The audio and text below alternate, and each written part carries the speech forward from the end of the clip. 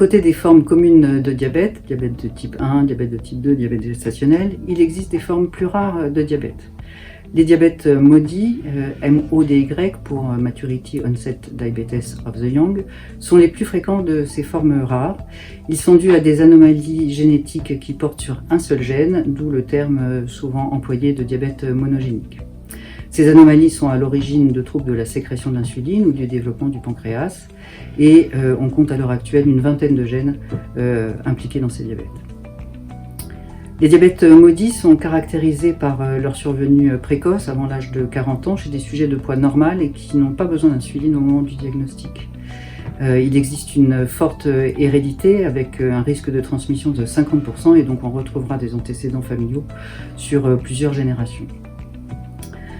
Les circonstances de découverte sont le plus souvent une hyperglycémie modérée ou un diabète gestationnel, ou encore chez l'enfant un diabète insulinodépendant.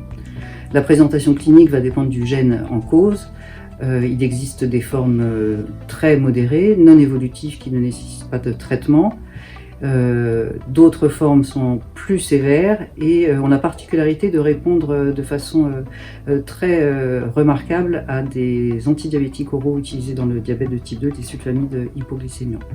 Et puis enfin, de façon plus rare, on aura besoin d'un traitement par insuline. Dans les formes modérées à sévères, le risque de complications du diabète est identique à celui d'un patient présentant un diabète de type 1. Alors, il n'existe pas de marqueur spécifique du diabète MODY, donc la présomption diagnostique sera essentiellement clinique. Chez l'enfant, les arguments en faveur de ce diagnostic seront un diabète non insulinodépendant et l'absence d'anticorps classiquement associés au diabète de type 1.